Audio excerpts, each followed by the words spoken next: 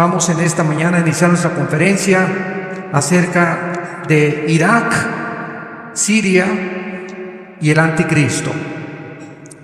Hace algunos años pudimos nosotros ver a través de los reportes y de los medios de comunicación masivos que en Túnez hubo una rebelión tremenda contra el gobierno que se corrió y comenzó a propagarse por el norte de África y llegó a Egipto, donde un grupo llamado la Comunidad Musulmana Radical o la Hermandad Musulmana derrocaron al presidente Mubarak. Después de Egipto comenzó otro grupo a infiltrarse dentro de Siria para poder formar una nueva coalición de terrorismo en el mundo.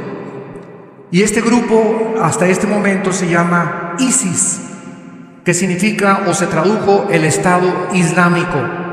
Hace un mes, este grupo terrorista acaba de ser desechado o descalificado como grupo terrorista y ahora es considerado un culto satánico.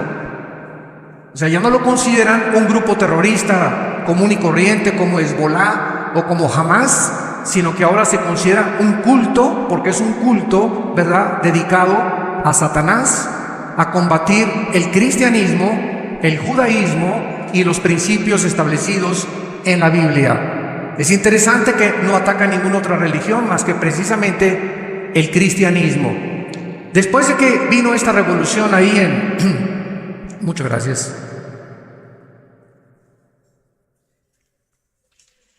En Siria comenzó este grupo dirigido por un hombre llamado Abu Baghdadi a comenzar a propagar que ellos anhelaban no solamente unirse y derrocar al presidente Bashar de Siria, sino borrar la frontera entre Siria e Irak. Precisamente hace 3.500 años o 4.000 años no existía esta frontera. Se conoce en la historia como la Mesopotamia. Y este grupo de Irak, sabemos que Irak en 1935, ¿verdad?, con muchas otras naciones, Irán cambió de Persia al nombre de Irán, se comenzaron a independizar exactamente en el tiempo en que Israel llegó el 14 de mayo de 1948 ante los ojos expectantes del mundo. La primera nación en la historia recobraba su independencia, su estado soberano en un solo día, cumpliendo las promesas bíblicas de que Dios traería del exilio, de la diáspora, a la nación de Israel. Vemos nosotros también a continuación que no solamente comenzó este grupo a querer borrar las fronteras, sino que ahora quieren derrocar la monarquía de Arabia Saudita y la monarquía del rey Abdullah de Jordania. En otras palabras, tener un control completo de todo el Medio Oriente, donde se encuentra el 65% de la producción petrolera en el mundo entero.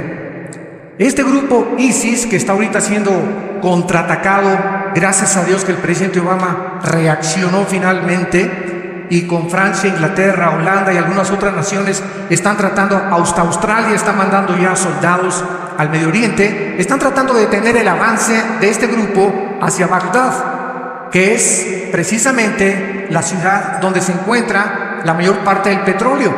Y si ellos llegan a Bagdad y conquistan Irak, ponen al mundo de rodillas. Al comenzar a ver los financieros internacionales, la bolsa de valores, el grupo de los Illuminati, los banqueros suizos junto con los americanos, banqueros de Rockefeller, el Chase Manhattan Bank, etcétera, etcétera, este problema comenzaron a usar el petróleo, como todos lo sabemos ahorita, y el petróleo bajó increíblemente, lo cual debilitaba muchísimo, porque ISIS se mantiene de la venta del petróleo y de los robos a los bancos que han saqueado del Medio Oriente, y están tratando ellos de poder controlar completamente el mundo entero, y dicen que su próximo objetivo es Roma, que quieren matar al Papa y que quieren destruir el Vaticano, porque ellos consideran que fue Roma durante la época de los cruzados los que mandaron a Israel sacarlos, y los acusan de genocidio, cuando el Imperio Otomano duró aproximadamente 500 años. ¿Qué es lo que estamos tratando en este momento de poder comunicarles a ustedes? La relevancia que tienen los acontecimientos en el Medio Oriente en el siglo XXI, con este libro que tengo en mis manos. Este libro que tengo en mis manos se llama la Biblia y contiene los registros más antiguos de historia, geografía, arqueología, genética, ciencia, física, matemáticas, literatura, poesía, antropología y todas las disciplinas académicas que tú me quieras mencionar. Es impresionante que estas profecías bíblicas son una de las evidencias más grandes en contra del ateísmo. Hace una semana debatía yo con una persona de 50 años en Estados Unidos que se dice atea. Y es una persona que es un físico matemático, entrenado, porque en las matemáticas necesitas tener entrenamiento y te da mucho razonamiento. Y yo le decía a este ateo, bueno, un juez, para poder sentenciar a un acusado, necesita evidencias. Y mientras más evidencias haya, entonces el juez tiene que declararlo culpable o declararlo inocente. Pero nadie se atreve a juzgar a nadie sin que haya evidencias que demuestren la culpabilidad o la inocencia de alguien. Le dije, ¿cómo es posible que usted, siendo una persona racional y atea, no haya considerado las evidencias de la Biblia que demuestran sobrenaturalmente que Dios existe?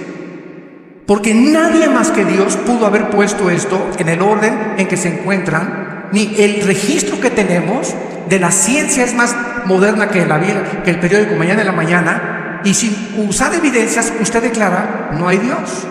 Establece en su bitácora, Dios no existe, sin haber antes examinado las miles de evidencias que existen de la existencia de un ser sobrenatural. Irak vuelve a resurgir desde 1990 en los encabezados de los periódicos en el mundo.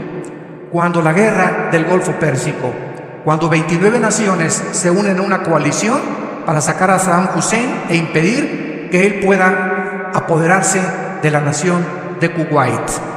Entonces, desde ese momento decían que Irak, yo les pregunté en muchas universidades, ¿sabes qué es Irak? Y me contestaban, es el nombre de una medicina.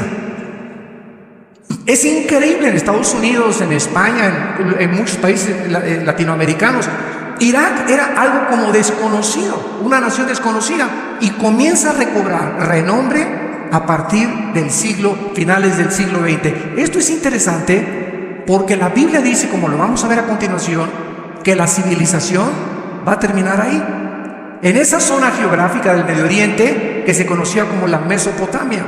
Y es precisamente en esta zona donde vamos a ver la importancia que la Biblia nos muestra y de qué forma se van a desarrollar los acontecimientos. En primer lugar, fue aquí en Irak, en el capítulo 2 del libro del Génesis, donde tuvo lugar el origen de la civilización humana, de acuerdo a la Biblia. Dice el capítulo 2 del Génesis, versículo 10, y salía de Edén un río para regar el huerto, y de allí se repartía en 4 brazos. El nombre del uno era Pisón. Este es el que rodea toda la tierra de Ávila, donde hay oro, o sea, la parte de Arabia Saudita. Y el oro de aquella tierra es bueno. Allí también hay bedelio y ónice. El nombre del segundo río es Gihón, que posiblemente fue el río Nilo, y después del diluvio universal fue desviado su cauce y ya no recorre el Medio Oriente como antiguamente. Este es el que rodea la tierra de Cus, que es la tierra de Canaán. Y el nombre del tercer río es Hiddekel, que es el nombre actualmente del río Tigris. Este es el que va al oriente de Asiria, y el cuarto río es el Éufrates. El huerto del Edén, donde Dios colocó a la primer pareja humana, se encontraba geográficamente en lo que ahorita es la nación de Irak y Siria, en esta región de lo conocida como la Mesopotamia. Hiddekel es el antiguo nombre, como vimos, para el río Tigris, que junto con el Éufrates riega desde Turquía hasta el Golfo Pérsico más de 1700 millas. Entonces es impresionante que el río Éufrates ocupe desde el principio de la Biblia hasta el Apocalipsis, como lo vamos a ver capítulo 9, la importancia de que en esta zona geográfica fue donde se inició la civilización de acuerdo a la Biblia. En segundo lugar, en Génesis 3:1, la Biblia nos muestra que fue ahí también en lo que es ahorita Irak y Siria, donde se encontraba Lucifer. Dios no creó al diablo. La palabra diablo significa acusador. Satanás, el adversario. Dios creó a un querubín perfecto, hermoso, con el potencial de que él escogiera adorar a Dios libremente. Él se hizo diablo. Dios no hizo al diablo. Él se hizo diablo cuando él se rebeló con las leyes de Dios. Entonces ahí fue precisamente cuando Adán y Eva fueron colocados, que ya en este planeta Tierra se encontraban los ángeles caídos. Esto es interesante porque lo corrobora Ezequiel capítulo 28 e Isaías capítulo 14. Entonces el planeta Tierra que nosotros conocemos tiene aproximadamente 10 o 15 billones de años. La civilización humana no tiene más de 6.000 años de historia, porque hace 6.000 años precisamente comenzó la historia de acuerdo a las genealogías del libro del Génesis. Entonces el planeta Tierra tiene más de 10, 15 billones de años, y lo comprueba el carbono 14, el potasio argón y la radioactividad, que de los 97 métodos científicos son los más acercados. Pero este planeta ya estuvo ocupado antes por alguien. Este planeta estaba ocupado por ángeles caídos, que fueron confinados aquí y que Dios los tuvo que juzgar antes de que Dios colocara y comenzara a reestructurar el planeta en los primeros versículos del Génesis. Porque cuando dice la Biblia que Dios dijo fue a la luz, no se refería a la luz del sol, porque el sol hasta el cuarto día entra en movimiento, se refería al espectro electromagnético que rodea la Tierra y que hace posible las comunicaciones. Tú sales fuera de la atmósfera y es imposible que nos comuniquemos más que a través de una escafandra. Si vamos a la Luna, vamos a Marte, necesitamos aparatos.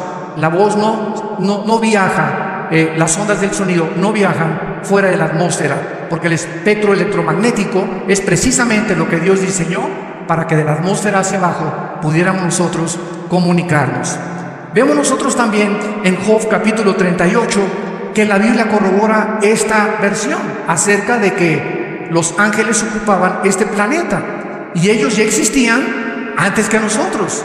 Dice en Job capítulo 38 que cuando Dios estaba midiendo la tierra, Dios puso las medidas perfectas de la tierra, y esta afinación es como un motor. Si yo me meto un motor de un Volkswagen, veo que necesita batería, necesita bomba de gasolina, bujías, pistones, pero todo dentro del motor tiene que estar afinado, tiene que todas las partes, una con otra, se llama la complejidad irreducible científicamente o matemáticamente hablando.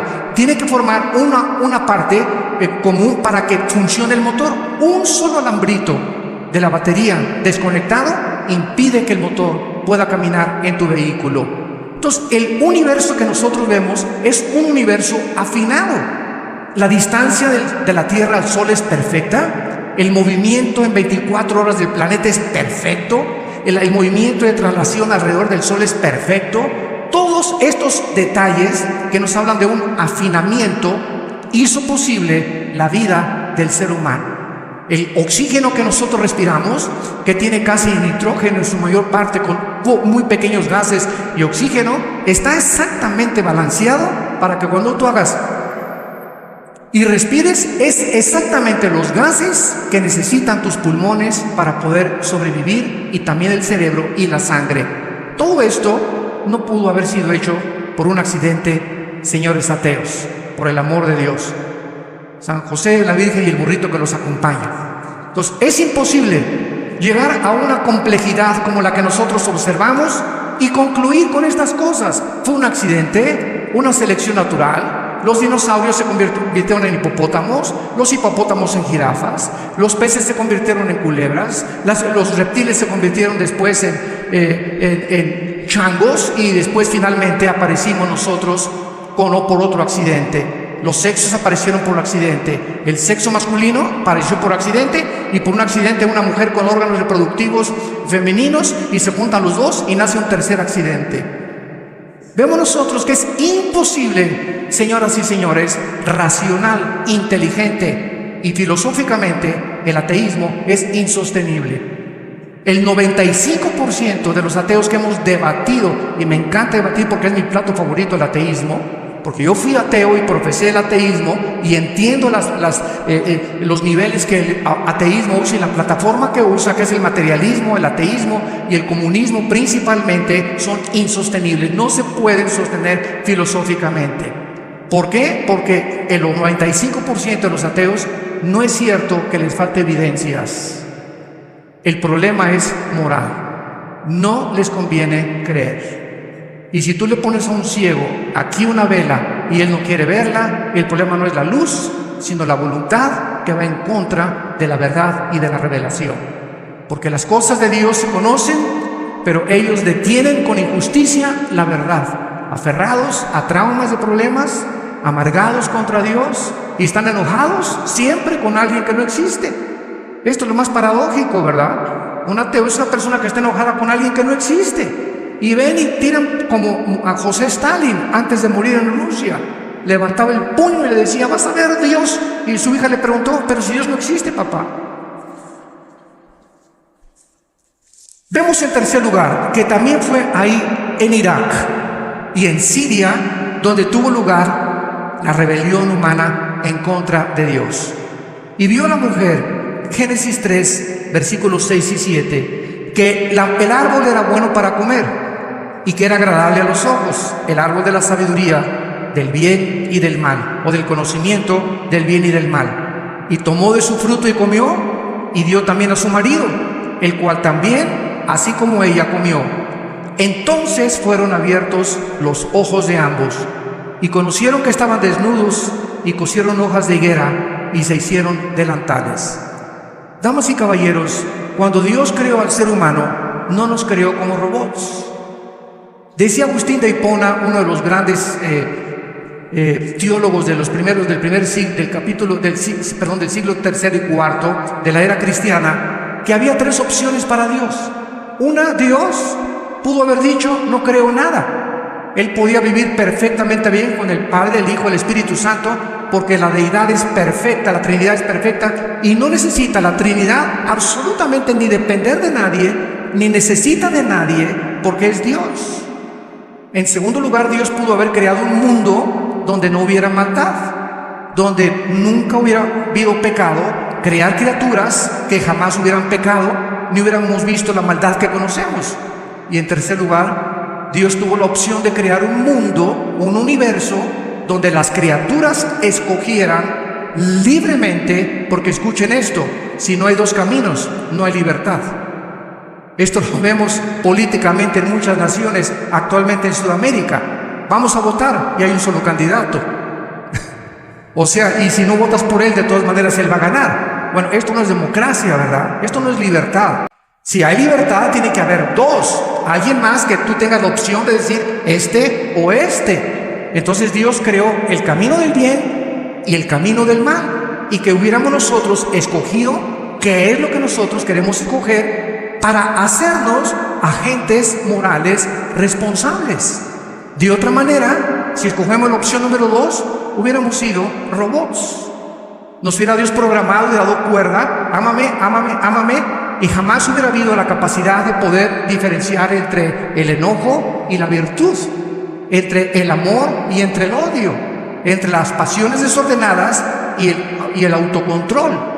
Pero cuando tenemos esta opción de tener las cosas antagónicas al bien, podemos nosotros entender de qué forma Dios quería que entráramos en ese universo y pudiéramos nosotros pasar la eternidad después de esta vida con Él, después de que nosotros hayamos decidido libremente escoger entre el bien y entre el mal. Decía el doctor Billy Graham, un gran evangelista del siglo XX, el infierno, nunca habrá nadie en el infierno a quien Dios no haya amado antes.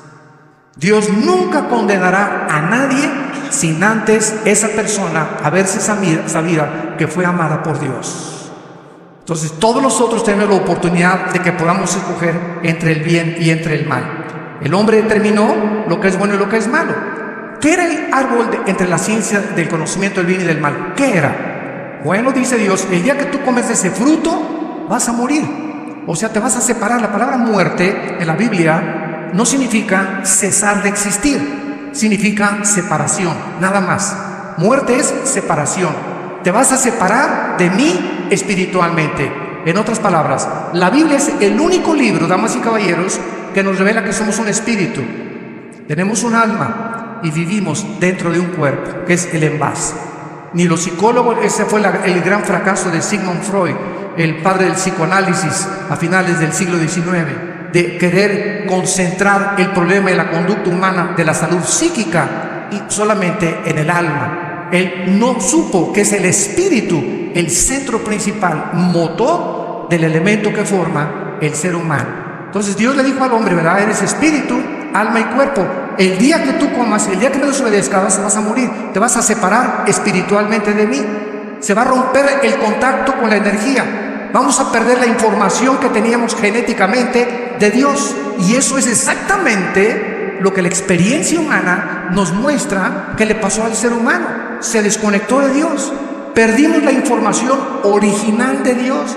¿Quién es Dios realmente? ¿Cómo puedo comunicarme con Él? Y como perdimos esta comunicación, pero en el alma existe todavía la semejanza de Dios, inventamos las religiones. ¿Qué son las religiones? Intentos, musulmanes, mormones, católicos, ciencia cristiana, nómbrame la que tú quieras. Hay más de ya 350 denominaciones y más de 500 religiones en el mundo, la que tú me quieras mencionar. Todas son intentos de poder encontrar a Dios a través de portarse bien, de hacer buenas obras, de mantener un sistema de rituales y de ceremonias donde yo pueda decir, bueno, por lo menos ya el domingo cumplí, ya me pusieron mi ceniza el miércoles de ceniza, ya cumplí con la comunión, ya cumplí con aquello, pero puedo portarme como el diablo de lunes a viernes. Entonces, baja Cristo hace 2000 años, damas y caballeros, baja Cristo, el personaje más insuperable e increíble que jamás la historia haya conocido, que fue lo que hizo que yo viniera al cristianismo, después de compararlo con el Che Guevara y con Carlos Marx y con Sigmund Freud y con Friedrich Nietzsche y con Jean-Paul Sartre y con todos los grandes, como decimos en México, tráeme tu gallito Firo. A ver, un predicador me dijo, enséñame, ¿verdad? Tú dime quién es el hombre que más admiras. Y cuando comencé a estudiar la vida de Cristo y la forma que Él demostró psicológicamente el control más grande de salud psíquica, señores psiquiatras que nos escuchan. La psiquiatría y la psicología deberían estudiar la vida de Cristo, porque es el ejemplo máximo del control de las emociones y los sentimientos humanos. Simplemente en esa cruz. Vea lo que cualquier ser humano, dicen los psiquiatras, cuando estás bajo el sufrimiento no te acuerdas ni de tu mamá. Cuando estás bajo el sufrimiento te concentras solamente en ti y comienzas con la autolástima, pobrecito de mí, a lavarte con perrito las heridas. Y este hombre colgado en la cruz diciendo, Padre, perdónalos. Diciéndole a su madre, mujer, María, ahí está tu hijo, Juan, ahí está tu madre. Preocupándose en su agonía de sus sufrimientos con clavos y espinas en su cabeza, diciéndole al Padre, Padre, en ti encomiendo mi espíritu, mostrándonos que hay vida después de esta vida, que no terminaba la cruz, su vida era solamente un peregrinar, era un pago completo que tenía que hacer por nuestros pecados. Entonces, al comparar nosotros a Cristo que baja hace 2000 años, no nos trajo una religión, nos trajo la vida eterna, nos trajo la promesa de volver otra vez a nacer de nuevo. Esa vida que perdimos espiritualmente, que buscamos en las religiones del alma, viene Cristo y le dice a Nicodemo, tienes que nacer de nuevo. Tengo que entrar en ti, Nicodemo. El Espíritu Santo entra en ti y te vivifica, te da la vida. Y una vez que recibimos al Espíritu Santo, venimos a la Biblia y comenzamos a entender por qué es un libro espiritual. Si yo voy a la calle y me encuentro una carta que dice, mi querido Chencho, te quiero con cuernos de toro, etcétera, etcétera, digo, ¿quién escribió esta carta? Yo no soy Chencho. Esto lo escribió un padre, ¿verdad? O un amante a esta persona. Y así las gentes que no son cristianas ven a la Biblia y chocan con ella. Y hay genocidios, y no entiendo esto, porque esta carta no fue escrita para ti, fue escrita para los hijos de Dios. Y hasta que tú no te conviertas en un hijo y en una hija de Dios, no lo vas a entender. Como dijo Dion Teofilito, te quedarás en ascuas. Porque solamente las cosas del Espíritu se entienden con el Espíritu dentro de nosotros que nos guía a toda la verdad. Entonces Dios nos muestra claramente que cuando este árbol del conocimiento del bien y del mal, los hombres no debemos determinar qué es bueno y qué es malo. El momento que tomaron de ese fruto, esto es el sentido espiritual, entonces el hombre se independizó de Dios y le dijo a Dios: yo no necesito que tú me digas qué es bueno y qué es malo. Ahora yo puedo determinar y tengo la capacidad y la habilidad de decir qué es bueno y qué es malo. Y es la historia, señores sociólogos e historiadores que nos acompañan, es la historia del ser humano. ¿Qué ha pasado con el ser humano? Los nazis, en el juicio de Nuremberg, en 1947-48 en Berlín, ¿qué fue lo que dijeron a los abogados de Occidente? Es que el nazismo para nosotros no era matar, era eliminar por causa del partido. Al robo no robamos, estábamos expropiando.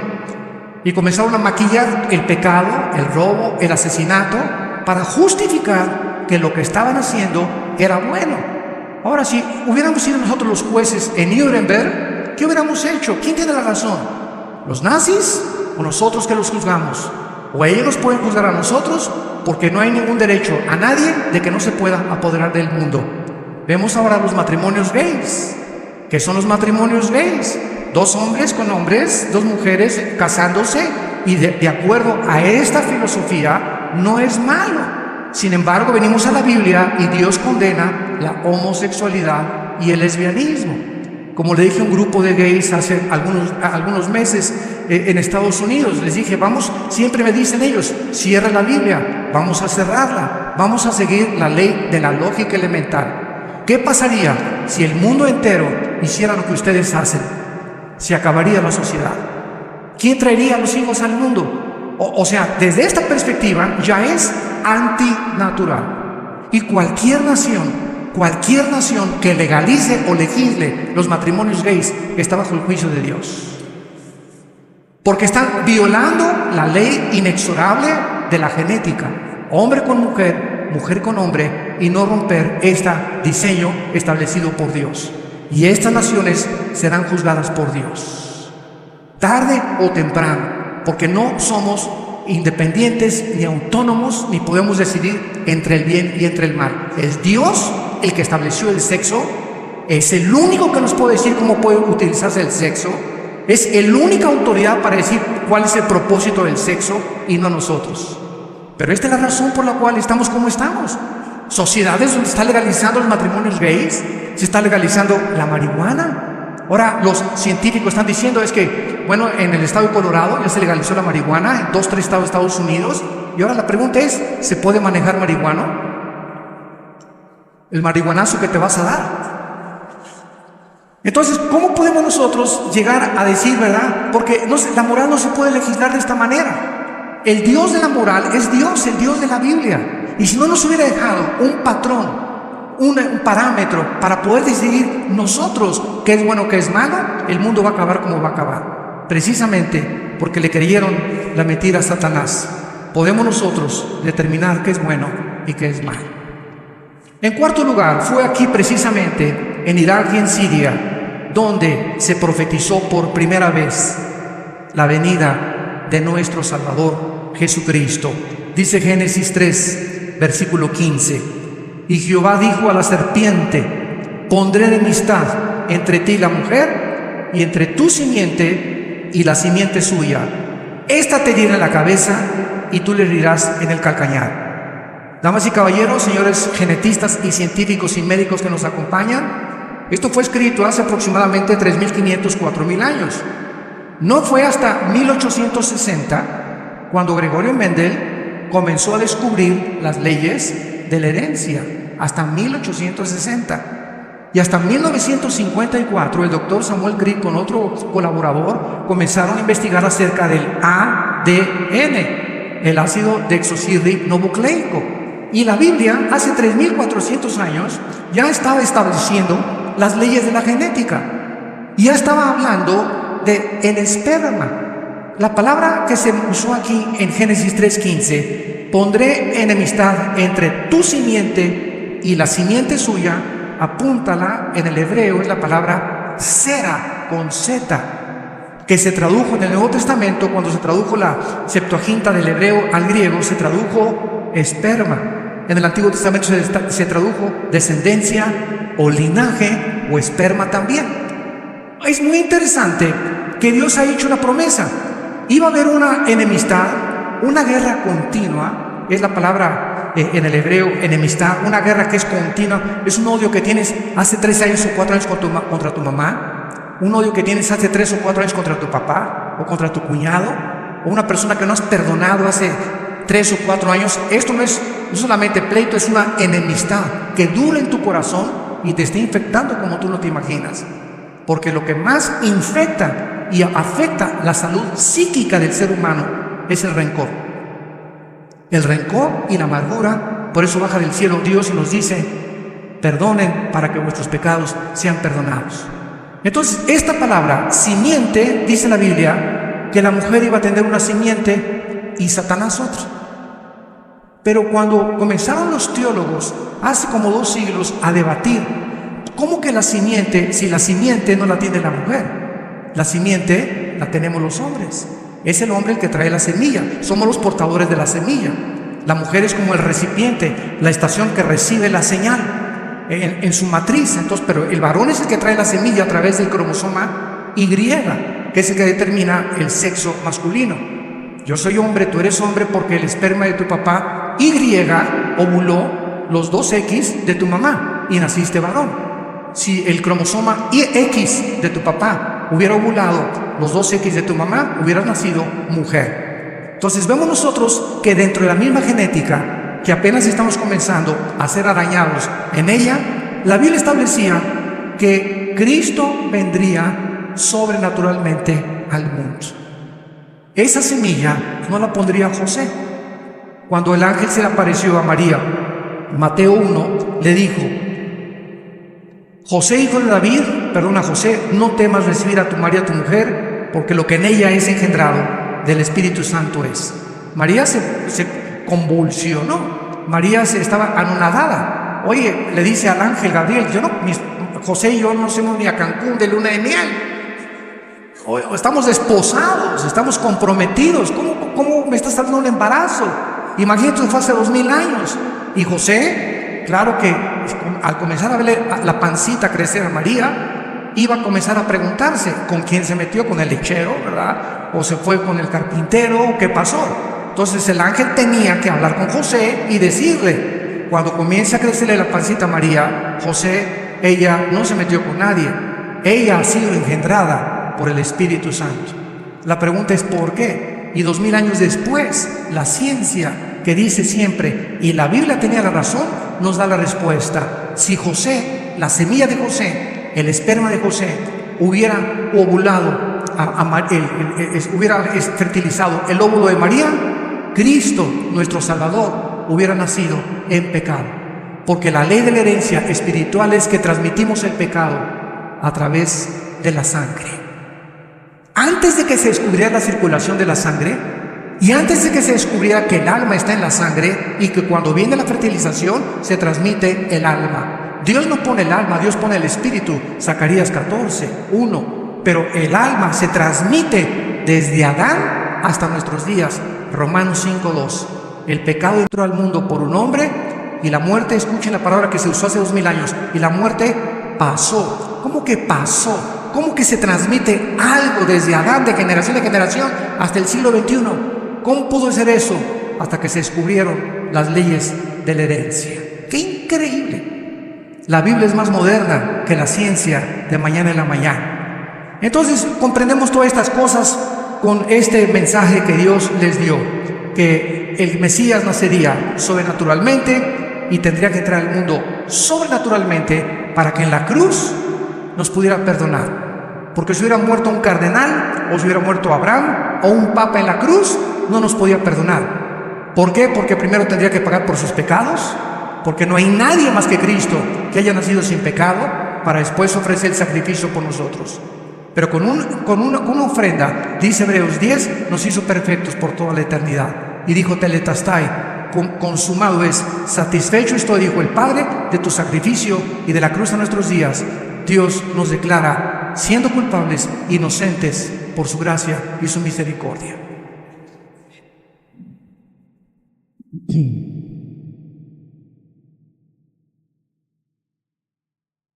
Fue en Irak y en Siria donde por primera vez se ilustró con símbolos el Evangelio. Génesis 3:21. Y Jehová Dios hizo al hombre y su mujer túnicas de pieles y los vistió.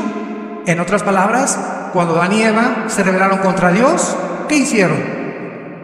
Inmediatamente lo primero que descubrieron fue su sexualidad, porque es a través de la sexualidad que se transmite el pecado. Es a través de la unión sexual, cuando el hombre pone su esperma en la matriz de la mujer, donde se transmite el pecado. Se transmite sexualmente el pecado. Entonces no nos sorprenda que ahorita la diosa del universo es el sexo y el dios, el oro o el dinero. Son los dos dioses que han levantado el ser humano, el dios del dinero y la diosa del sexo. Y vemos ahorita, ¿verdad? Matrimonios gay, homosexualismo, sadomasoquismo, sexo con animales, adulterios, fornicación. Las telenovelas ya no tienen, ¿verdad?, ningún recato absoluto. Es Sodoma y Gomorra el mundo en que estamos viviendo. Porque el ser humano está usando el sexo indiscriminadamente, porque no sabe para qué es. Si yo agarro esta botella, el que diseñó esta botella le dio una forma, un diseño, para que fuera el contenedor del agua que se le pone con su tapita. Y si yo agarro esta botella para meterla aquí o en la sopa, estoy usando equivocadamente, porque esta no es una cuchara, fue diseñada para contener agua. Entonces, cuando yo sé, ¿verdad?, que es el diseño para beber agua, uso el agua y sé el propósito del diseñador. El sexo no fue diseñado por Dios para usarlo nunca fuera del matrimonio. Nunca fuera del matrimonio. Pero como la gente no lo sabe, lo está usando indiscriminadamente. Y les recomiendan a los jóvenes: no, la masturbación es bueno, ¿verdad? Y ahorita por todos lados todo el mundo es adulterio. Los artistas de cine, telenovelas. Ningún artista ahorita ni cantante dura 2-3 años casado con nadie. Se divorcian uno con el otro, con el otro. ¿Por qué? Porque el ser humano no entiende que el sexo es santo y es la institución más sagrada que Dios estableció, la familia y el matrimonio. Y es el ataque ahorita de la sociedad contra la familia y el matrimonio. Destruye el matrimonio y destruyes Bogotá, destruyes una ciudad, destruyes una nación, porque el fundamento de las naciones es la familia. Es el tesoro más grande que Dios nos ha dejado para sobrevivir como sociedades. Vemos nosotros que al usarse ellos las hojas de higuera y tapar sus órganos sexuales, Dios les dijo: no, ustedes nos van a vestir. Y estas hojas de higuera son las religiones. El ser humano se sabe que está completamente desnudo delante de Dios y se tapa con una religión. No, pues yo soy católico, yo soy protestante, o soy bautista, o soy mormón, y con esto está tapando su supuesta conciencia para poder descansar de vez en cuando. Dicen que Hitler se disfrazaba de Santa Claus en Navidad. Al Capone, el rey del Lampa en Chicago en la época de los 20, ¿verdad? Igual, ¿verdad?, se ponía de Santa Claus con campanitas para descargar la conciencia. Aquí, ¿verdad?, sabemos que en Colombia muchas personas que se dedicaron al narcotráfico, etcétera, etcétera, ¿qué hicieron? Comprar campos de fútbol, comprar barrios a la gente pobre. ¿Para qué, verdad? Para descargar su conciencia y al otro día poner una bomba en un avión. Entonces, esta es la forma en la que opera la conciencia del ser humano. Tenemos que hacer algo bueno para que no nos sintamos tan malos y podamos descansar y dormir de vez en cuando. Pero este es el gran engaño que dice Dios.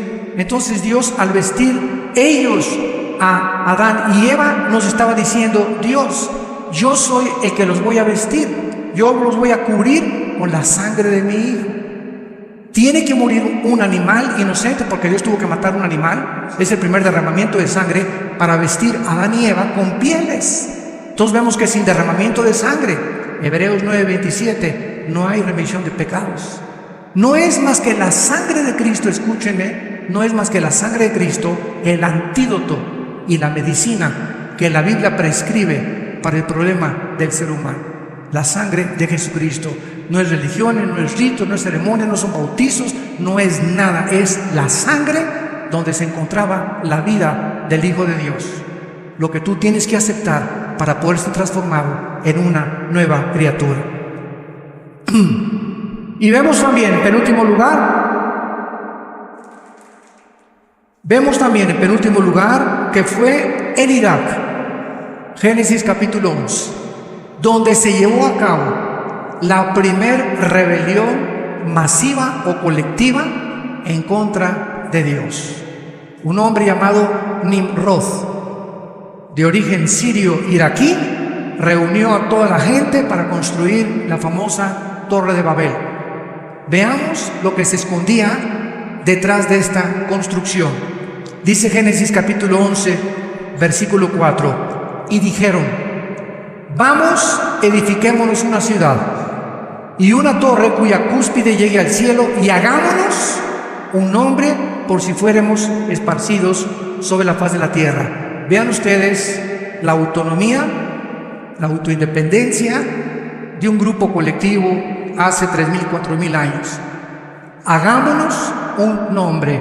¿No es acaso lo que Miss Colombia, Miss Venezuela, los equipos de fútbol, los artistas, los cantantes, no es el ansia de todos los seres humanos que me conozcan? Darme a conocer, ser popular, llegar y que me aplaudan y que me toman fotos, etcétera, etcétera, está dentro de la naturaleza humana. Y edifiquémonos, pero sin tomar en cuenta a Dios. Voy a escoger una carrera de computación porque oí que es la que más dinero produce. Y tú no estás siguiendo los dones que Dios te dio. Tú estás siendo guiado para escoger una carrera en la universidad simplemente por la ambición del dinero. Y ahorita el 70% en Latinoamérica de los jóvenes que escogen una carrera lo hacen basados en el dinero. ¿Cuál es la que produce más dinero? ¿Dónde voy a ganar más dinero? Y tal vez Dios no te dio ese don. A lo mejor te dio el don para la música, o a lo mejor no todos van a la universidad ni terminan la universidad, ni todos los que terminan la universidad tienen éxito. Todos tenemos diferentes dones. El secreto está que si tú le entregas tu vida a Dios y le dices: Señor, quiero que tú me guíes, porque tú tienes un plan perfecto. Jeremías 29:11, mis pensamientos para ustedes son de paz, para darles el fin que quiero. Dime, Señor, qué es lo que quieres de mi vida, y caminas con Dios. Dios va a dirigir tu vida y vas a prosperar. Escuchen, en México el 65% de los profesionistas en la República Mexicana, abogados, licenciados, médicos, veterinarios, el 65% viven del comercio. No ejercen su profesión. Creyeron que ellos iban a poder con la profesión avanzar y viven del comercio. Se dedican a otra cosa menos a la profesión que escogieron en la universidad. ¿Por qué? Porque creemos que podemos escoger vivir, formar una familia, tener un matrimonio sin tomar en cuenta a Dios. Y ese es ridículo, lo único que hemos hecho en esta vida. Y finalmente, ese es el origen del globalismo. Ahorita, ¿qué es lo que está pasando, verdad? Juntándose las naciones para poder tener un gobierno mundial. Hace poco, desgraciadamente, oí en un video que me mandaron que se juntaron en Guatemala muchos pastores para decir que la reunión que hubo en Suiza para el tratado que está haciendo Estados Unidos, el P5 con Irán, para que puedan reducir el uranio 235 y centrifugar menos la construcción de la bomba atómica, era el tratado de paz del anticristo. Y estamos deteriorando y distorsionando las profecías bíblicas en un sensacionalismo amarillista, porque creemos que podemos nosotros, sin consultar la Biblia y sin estudiarla profundamente, llegar a emitir tantas barbaridades. Cuando los aviones se estrellaron contra las Torres Gemelas en Nueva York, dijeron que fue el ataque de Babilonia en Apocalipsis 18, que era la destrucción de Babilonia, que Nueva York era Babilonia y que así comenzaban a destruir Dios a Babilonia. Y así vivimos en un mundo donde si no tenemos cuidado y no estudiamos y no profundizamos, vamos a ser engañados. Pero el anticristo determinará finalmente la unidad del mundo en un solo gobierno, política, económica y militarmente. Y finalmente, en Apocalipsis 9, versículo 13 y 15, escuchen esto. El sexto ángel tocó la trompeta y oí una voz entre los 4 cuernos del altar de oro que estaban delante de Dios diciendo: desata a los 4 ángeles que están atados junto al río Lerma, Mississippi, Tíber. ¡Qué increíble! Que la Biblia termina con Irak, con el río que corre desde Turquía y desemboca en el Golfo Pérsico. Y la Biblia nos revela, esto es tremendo, que que ahí en Irak, junto al río Éufrates, se encuentran atados los 4 principados que controlaron el imperio babilónico, el imperio medo-persa, el imperio griego y el imperio romano. Si vas a Daniel capítulo 10 encontrarás que Persia tenía un principado y que un ángel tuvo que luchar contra este ángel caído para poder llevarle el mensaje a Daniel. Y estos 4 ángeles que están atados en el río Éufrates controlaron esa zona y van a ser desatados antes de la segunda venida de Jesucristo. Y qué increíble que en este momento, en el siglo XX, estamos en abril del siglo XXI, el Medio Oriente, Irak y Siria sean el centro del conflicto internacional que puede llevarnos a una tercera guerra mundial. Donde más actividad demoníaca hay en el mundo no es en Tepoztlán, en México, ni en el Zapoteco, ni en Perú, ni en Lima, es en Irak y en Siria. Y ahí se está llevando un conflicto armado, porque ya son 40 o 50 mil hombres terroristas llamados ISIS, con el propósito de expandir otra vez el califato, el gobierno de un califa, y controlar el mundo. Porque ahí se encuentra el 65% de la producción del petróleo del mundo entero. Y este es el cuadro al que todos nosotros hemos llegado. Y la Biblia profetiza finalmente en Daniel capítulo 8 que de una de las divisiones del imperio griego saldrá el anticristo. Cuando muere Alejandro el Magno, se divide Grecia en Egipto, en Siria, en Turquía y en Macedonia. Y dice la Biblia aquí en Daniel 8, versículo 8 y versículo 9, y el macho cabrío se engrandeció, que más adelante es Grecia, y de uno de ellos salió un cuerno pequeño, que creció mucho al sur, o sea, hacia Egipto, y al oriente, Jordania, Irak e Irán, y hacia la tierra gloriosa, y se engrandeció hasta el ejército del cielo, y las estrellas echó por tierra y las pisoteó, y por él fue quitado el continuo sacrificio. La Biblia le llama al anticristo en Isaías 10:12, en Isaías 14:25 y en Miqueas capítulo 5, el asirio. Pero muchos dicen, ¿pero que no iba a ser judío el anticristo? Escuchen esto para terminar. Qué interesante. En el año 722 a.C., los asirios se llevaron por primera vez cautivos a 10 tribus de Israel. En el año 722 a.C., y se los llevaron a Siria. Y estas 10 tribus se perdieron en la historia. Solamente quedaron 2 tribus de Judá y Benjamín en el reino del sur, Israel. Y ahorita se conocen como los de Judá o los de Leví, que son los únicos judíos que se pueden identificar. Pero los judíos están aquí en Colombia, están en México. Muchos apellidos Díaz, González son de origen judío. Pérez es de origen judío también. En África, en Etiopía, están por todos lados. Y muchos de nosotros, sin saberlo, traemos en la sangre el judaísmo. Dice que Hitler, su abuelo, era judío. Esto es impresionante. Y se le cambió el nombre a su padre y se puso el Hitler. Él no se apellidaba Hitler. Entonces vemos nosotros que el anticristo puede ser judío, sirio y salir de la zona geográfica donde se encuentra ahorita este conflicto. Y interesante que Bagdadi, el jefe del Estado Islámico, haya declarado: vamos a conquistar el mundo. El próximo gobierno será el próximo gobierno otomano, va a volver a revivir después de 500 años, porque a principios del siglo XX los otomanos fueron dominados por los ingleses. Después los ingleses, ya vino Israel y vienen los Estados Unidos y Rusia en la Guerra Fría. Pero vemos nosotros en la historia que exactamente lo que este libro profetizó hace miles de años. Señores historiadores, señores que están buscando verdaderamente evidencias y que les interesa la verdad, este es el único libro que nos da las únicas verdades incondicionales y completamente verdaderas, para que entendamos que no hay un relativismo en la Biblia. Es una autoridad científica, histórica, geográfica, el área que tú quieras, la palabra de Dios. Y este mensaje, dice la Biblia, es el más importante. De tal manera amó Dios al mundo que dio a su Hijo unigénito. No nos dejó solo, nos dejó un manual. Si yo compro un coche, abro la caja de guantes, hay un manual. Y dice el Volkswagen: cámbiale el aceite cada 5,000 kilómetros.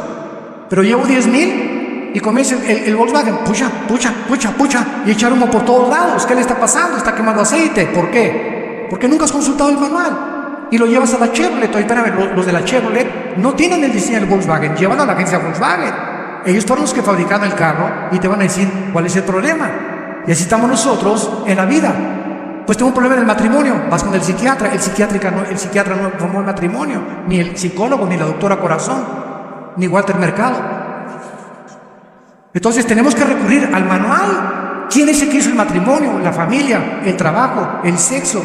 ¿Quién es el que nos dice a dónde va la historia? Y exactamente como la historia está ahorita yendo y perfilándose, así la Biblia lo determinó por los profetas hebreos hace 2600 años. Y contra esto no hay absolutamente ninguna discusión ni argumentación. Hasta este momento, en los 35 años que tengo compartiendo este mensaje, no he encontrado a un científico, físico, matemático, político, o lo que ustedes quieran, que pueda debatirme o que pueda contradecir las verdades de la Biblia. Más que con un espíritu, ¿verdad?, de anticristo y con un deseo solamente de manchar el nombre del Hijo de Dios. Damas y caballeros, Dios te ama y ha dado su vida por ti en una cruz. Todos ustedes que nos escuchan, Dios está interesado en cambiar tu vida, en transformar tu vida, tu matrimonio. Él sabe perfectamente bien con quién te puedes casar, con quién no te puedes casar. No te guíes porque es guapo, porque es bonito, porque tiene dinero, porque no te tiene dinero, porque esta profesión tiene más dinero. Confía en Jehová y haz el bien, y habitarás en la tierra y te apacentarás de la verdad. Deleítate a sí mismo en Él, y Él te concederá las peticiones de tu corazón. Confía en Él y Él hará. En la casa de mi Padre, Jesús dijo, muchas moradas hay. Voy a preparar lugar para ustedes. Somos peregrinos en este mundo, vamos de paso. La vida es tan rápida, 60, 70, 80 años, los más robustos, vamos de paso por este mundo, somos extranjeros. Jesús dijo en Juan 17 que no éramos de este mundo, vivimos en este mundo, pero al entrar el Espíritu Santo a nosotros, tenemos nuevas perspectivas, nueva forma de ver la vida, los negocios, la familia. ¿Por qué? Porque ahora vemos con los ojos de Cristo. Dice 1 Corintios 2, tenemos la mente de Cristo. Ahora queremos ver el mundo con los ojos con los que Cristo lo vio. Un mundo abandonado, ovejas sin pastor. Una gente desesperada en drogas, de una botella a la otra, de una telenovela a otra, de un cine al otro, de un hombre al otro, de una mujer a otra, buscando de una religión a otra, de una filosofía a otra filosofía. Ya los comunistas ya no son comunistas porque ahora ya creen en Dios. Todos los sistemas filosóficos ante nuestros ojos están derrumbando, desmoronando. Los partidos políticos ya no saben qué es bueno, comunismo, marxismo, democracia, fascismo. No saben, ya es una locura, es una confusión en el mundo. ¿Por qué? Porque no hay brújula. No hay ningún mapa, ningún capitán de barco se atrevería a navegar sin una carta de navegación. Ningún piloto se atrevería a navegar en el espacio, en un avión, sin tener cartas de navegación. Qué locura vivir en esta vida sin que tengas nadie que te dirija. Vas pronto a naufragar con tu vida, con tu matrimonio, con tu familia. Pero esta mañana Dios te llama y te dice, arrepiéntete. Arrepiéntete con todo tu corazón de tu vida, de tu soberbia teológica, de tu soberbia intelectual. Ven a la cruz y descubre la persona del Hijo de Dios, que Él es real, que resucitó a los 3 días de los muertos y que ha venido a decirnos, nunca te dejaré y nunca te desampararé. Vas a morir y qué bendición, después de la muerte nos volvemos a reunir con nuestros seres amados, volvemos a gozarnos, todo se nos devolverá al 100% y todo lo que sufrimos y toda la maldad que hubo será comparado como una noche en un hotel de 3ª categoría, comparado con las glorias que nosotros se han de manifestar. Por eso estad firmes y constantes, sabiendo que vuestra fe no es en vano. Vamos ahí, ejército del Señor, esfuércense y sean valientes, porque el Señor no retarda venir por nosotros. Les pido con todo su corazón que los que quieran inclinar su rostro lo hagan en este momento para invitar a Cristo a tu vida como tu Señor y como tu Salvador. Quiero decirte con tu rostro inclinado que no es coincidencia que estés aquí, porque la fe es por el oír, y el oír únicamente por la exposición de la palabra de Dios.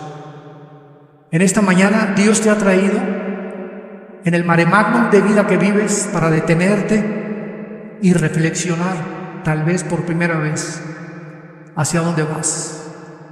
Si tú sigues haciendo lo que estás haciendo, ¿dónde vas a acabar? ¿Dónde vas a terminar? Porque lo que sembramos lo tenemos que recoger. Dios en esta mañana te dice: arrepiéntete de tus pecados. Cree que en esa cruz mi Hijo Jesucristo dio su vida, derramando su sangre para perdonarte y limpiarte de toda maldad. Cree en Él y que a los 3 días resucitó de los muertos, para que Él entre a tu vida en este instante en la persona del Espíritu Santo y te dé la vida eterna y el perdón de tus pecados. Dile: Señor, me arrepiento con todo mi corazón. Jesús, entra a mi corazón. Creo que en la cruz pagaste con tu sangre por ellos y que vives por los siglos de los siglos y que nunca me volverás a dejar ni a desamparar. Gracias por el poder que me das en esta mañana y gracias por detener mi vida, porque aquí veo tu misericordia y el amor eterno que me has tenido en tu Hijo Jesucristo. Amén.